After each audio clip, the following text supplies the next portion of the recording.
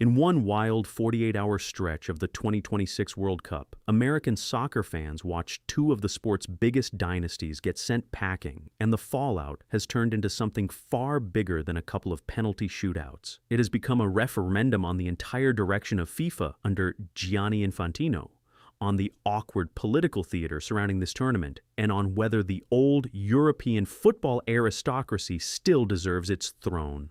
Let's set the scene.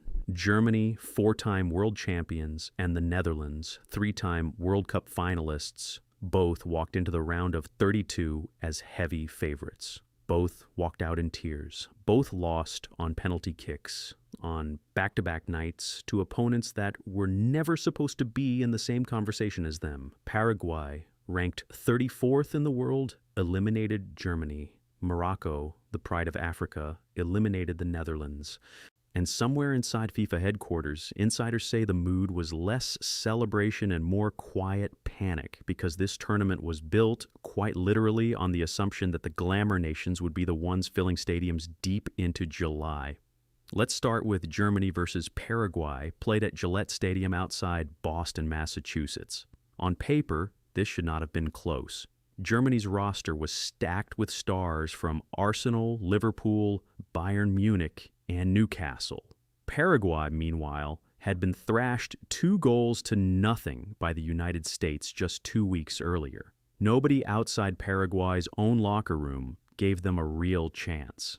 Then the whistle blew, and Paraguay did something almost nobody expected. They sat back in a tight, disciplined defensive shape, refused to give Germany a single inch of space between the lines, and simply waited. Germany had the ball for what felt like forever, controlling roughly 78% of possession in the first half alone. But here is the number that should terrify German football: 0.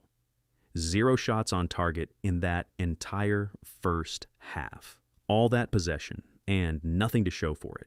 Paraguay grabbed the lead through a header from Julio Enciso before halftime. Kai Havertz answered for Germany early in the second half, leveling things at 1 apiece. Germany thought they had snatched a dramatic late winner when Jonathan Tah headed home, only for the video review system to controversially wipe it off the board for a marginal foul on the goalkeeper.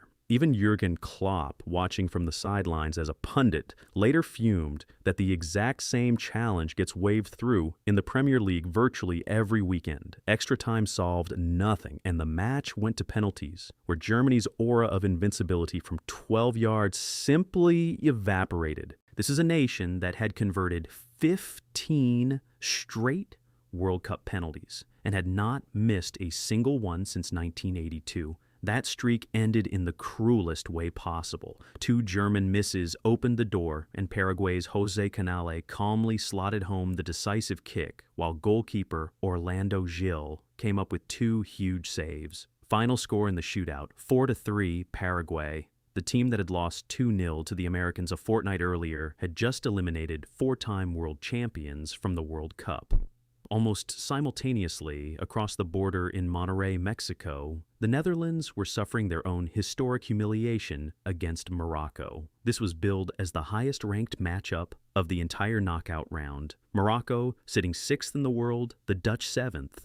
And it did not disappoint for drama. Morocco dominated large stretches of the match, but it was the Netherlands who struck first, Cody Gakpo finishing in the 72nd minute for what looked like it might be the winner. Gakpo's goal carried extra emotional weight too, coming just weeks after tragedy hit his family, making the moment feel like it belonged in a movie script. Instead, the Dutch made the fatal mistake every coach warns against. They sat on their lead and invited pressure from a team with nothing left to lose. Morocco kept pushing, kept probing, and in the very first minute of stoppage time, Fulham defender Issa Diop rose above everyone to head home a gut-punch equalizer. 1-1, and the momentum had completely flipped. Extra time came and went without a winner, though Morocco looked the stronger side for long stretches, at one point controlling 82% of possession. Dutch goalkeeper Bart Verbruggen produced a string of heroic saves just to drag the match to penalties. What followed was pure chaos. Even Morocco's biggest star, Paris Saint-Germain's Achraf Hakimi, missed his attempt. Dutch substitute Justin Kluivert missed 2.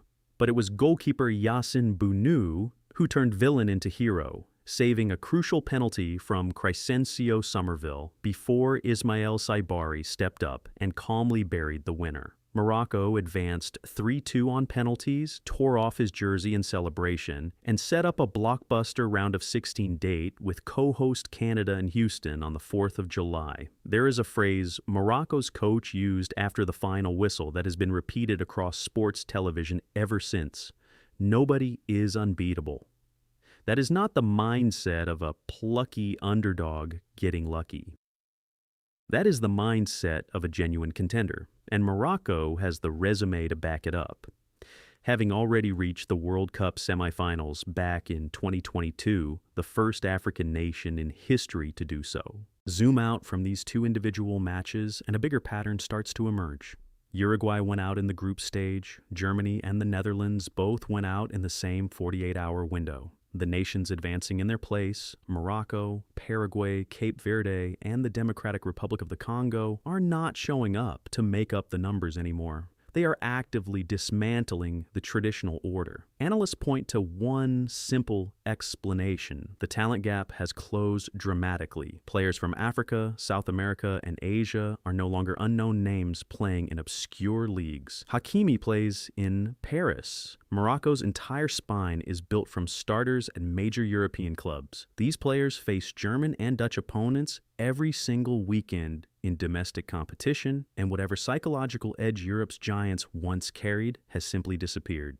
Once fear goes away, talent differences shrink fast, and that is exactly what is playing out on the pitch in the United States, Mexico, and Canada this summer. Now here is where the story stops being purely about football and starts colliding head-on with money, power, and politics.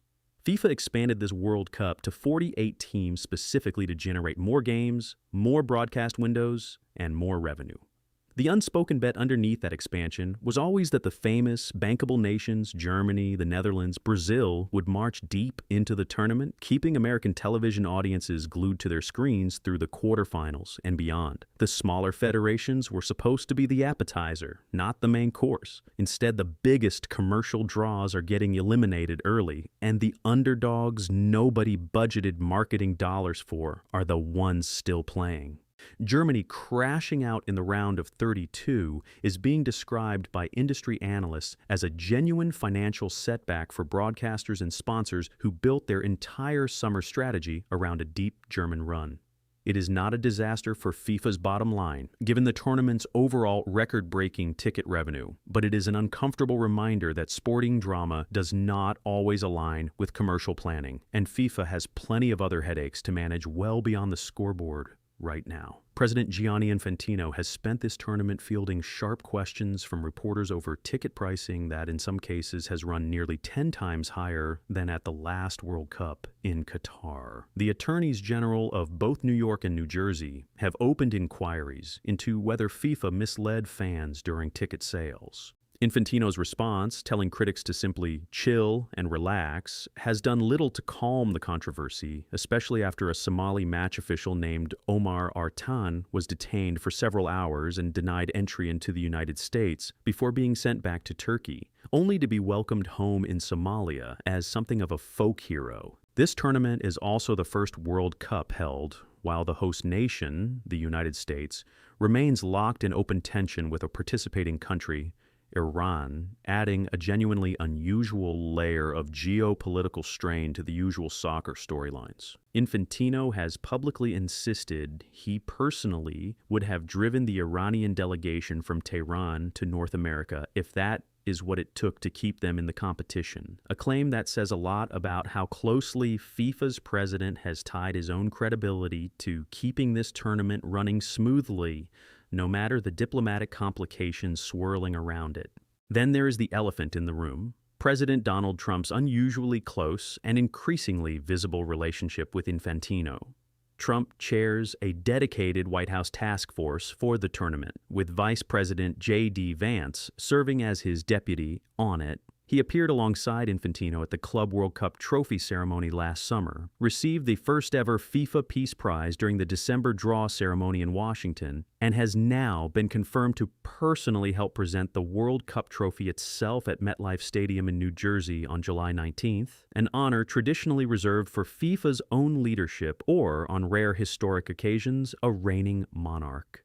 Commentators have already flagged just how awkward that moment could become, given that the president has sparred publicly and repeatedly with several nations still alive in this very tournament, and has floated moving matches away from cities he has criticized as being run, in his words, by radical left mayors. Despite chairing the task force and confirming his role at the final, Trump had, as of the most recent reporting, still not attended a single match in person, even as the tournament rolled through American host cities from Los Angeles to Philadelphia. White House sources have suggested he could still make a surprise appearance at a game before the final. Though nothing has been locked in publicly, none of that political noise, though, changes what is happening between the white lines, and for fans who simply love the sport, what is happening right now might be the best story of the entire summer. This is the World Cup delivering pure, uncalculated chaos, the kind FIFA's spreadsheets never planned for and, frankly, could never have predicted. Watching Paraguay and Morocco stand toe-to-toe with soccer royalty and refuse to blink is precisely the kind of moment that reminds casual fans why this tournament captures the world's attention every 4 years. And the giant killing is far from finished. Cape Verde, the smallest nation ever to reach this stage of a World Cup, is set to face Lionel Messi's Argentina in what may be the single biggest David versus Goliath matchup remaining in the entire bracket. The Democratic Republic of the Congo, who scratched and clawed their way through a brutal qualifying road, will face England. Senegal could give Belgium's aging golden generation fits in the next round. If the last few days have proven anything, it is that no traditional power in this tournament should feel safe, and no underdog should be written off before the final whistle blows. So where does all of this leave the tournament heading into its second half? Germany and the Netherlands are home. Paraguay and Morocco are still dancing. FIFA is still managing ticket price lawsuits, visa controversies, and an increasingly complicated political marriage with the sitting American president. And somewhere in the middle of all that noise sits the sport itself, delivering the kind of unscripted, unpredictable drama that no amount of corporate planning could have manufactured.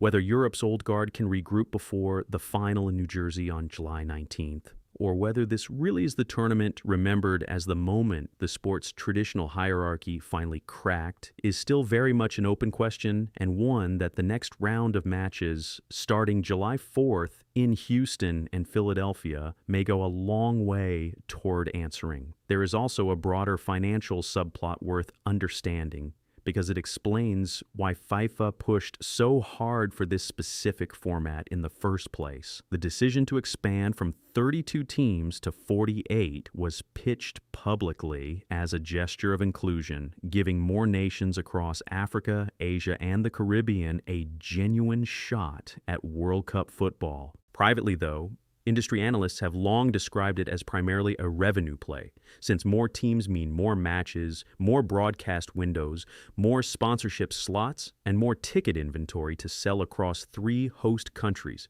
Reports earlier this year pegged this tournament's total revenue at somewhere north of $9 billion, an enormous jump from previous cycles, and a figure that has made Infantino something close to untouchable within FIFA's own power structure, despite the mounting controversies swirling around him. That revenue boom has come with real costs for ordinary fans, though. Ticket prices for this tournament have been reported in some markets as running as much as 10 times higher than comparable seats at the last World Cup in Qatar, and that pricing structure is now the subject of formal inquiries from state attorneys general in both New York and New Jersey, who are examining whether fans were misled about dynamic pricing models before they purchased seats. Infantino's public response, essentially asking critics to relax because FIFA had cleared its pricing strategy with lawyers beforehand, struck many observers as tone-deaf, given how many working-class fans across host cities have said they simply cannot afford tickets to see their own national teams play on home soil. Visa and entry issues have piled onto the ticket controversy. Beyond the widely reported detention of referee Omar Artan, various players, staff members, and traveling fans from several nations have described unusually long delays and additional screening when entering the United States for matches, a friction point that did not exist to the same degree during the last American-hosted World Cup back in 1994. Trump's administration has defended the screening measures as standard security protocol for a tournament expected to draw upwards of 6 million international visitors across the summer, though critics argue the measures have disproportionately affected fans and officials from countries where the current administration has strained diplomatic relationships. The Iran situation remains the most delicate thread running through this entire tournament. Iran qualified and is competing even as the United States, and Iran remain locked in open hostility, marking the first time in World Cup history that the host nation has been in active conflict with a participating country during the event itself. Infantino has repeatedly framed Iran's continued participation as proof of FIFA's independence from political pressure, going so far as to say he personally would have flown to Tehran to escort the Iranian delegation to North America if diplomatic channels had collapsed entirely. Whether that claim reflects genuine diplomatic maneuvering behind the scenes or simply theatrical reassurance aimed at critics is something only Infantino and a small circle of FIFA officials likely know for certain, and it remains, for now, an unverified claim rather than a confirmed fact. Trump's own relationship with the tournament has become a story unto itself. He signed the executive order creating the White House World Cup Task Force back in the spring of last year, positioning himself as chairman with Vice President J.D. Vance as his deputy, a structure that gave the administration direct oversight of security planning, visa processing, and coordination between the three host nations. That same period saw the administration carry out sweeping layoffs across federal agencies, including staff responsible for processing the millions of visa applications expected from international fans, a decision critics say created exactly the kind of bottlenecks now being reported at ports of entry. Trump has also periodically floated the idea of relocating specific matches away from cities he has criticized as being run by what he calls radical left mayors, telling reporters at one point that Infantino would happily accommodate such a request if he raised security concerns about a particular host city. FIFA has never publicly confirmed any match relocations resulting from those comments, and most scheduling experts consider a mid-tournament venue change logistically implausible at this stage. But the mere suggestion has kept the story alive in American political media throughout the tournament's opening weeks. Despite his central role in the tournament's political framing, Trump had, as of the most recent reporting available, still not attended a single World Cup match in person, even though the United States men's national team played multiple group stage matches on home soil during the tournament's opening fortnight. He did attend other high-profile sporting events during the same stretch, including the NBA Finals in New York and the men's final at the U.S. Open tennis tournament, which only fueled speculation among sports commentators about why he had chosen to skip the World Cup itself, despite his heavy involvement in its planning and promotion. That absence is expected to end dramatically at the final on July 19th, when Infantino has confirmed the two men will jointly present the championship trophy at MetLife Stadium in New Jersey, an arrangement without much modern precedent, since FIFA's president traditionally handles that duty alone, or alongside a reigning monarch, as happened with Spain's King Juan Carlos in 1982 and Britain's Queen Elizabeth II back in 1966. Commentators covering the diplomatic side of this tournament have noted just how awkward that final trophy presentation could become depending on which two nations actually reach the championship match. Should any of the countries Trump has publicly sparred with during his current term, whether over trade, immigration, or broader diplomatic disputes, advance all the way to the final in New Jersey, the optics of the American president personally handing over the sport's most coveted trophy could turn into one of the more uncomfortable moments in modern World Cup history. For now, though, that scenario remains speculative, since the bracket is still very much in flux following Germany and the Netherlands' shocking exits. Back on the pitch, the round of 16 fixtures are now set, and they read like a showcase for exactly the kind of upheaval this tournament has produced. Canada faces Morocco in Houston on July 4th, in what promises to be an emotionally charged co-host clash. Paraguay, fresh off dismantling Germany, takes on the winner of France and Sweden in Philadelphia the same day. Brazil meets Norway in New Jersey the following afternoon, while Mexico awaits the winner of England's match against the Democratic Republic of the Congo in Mexico City.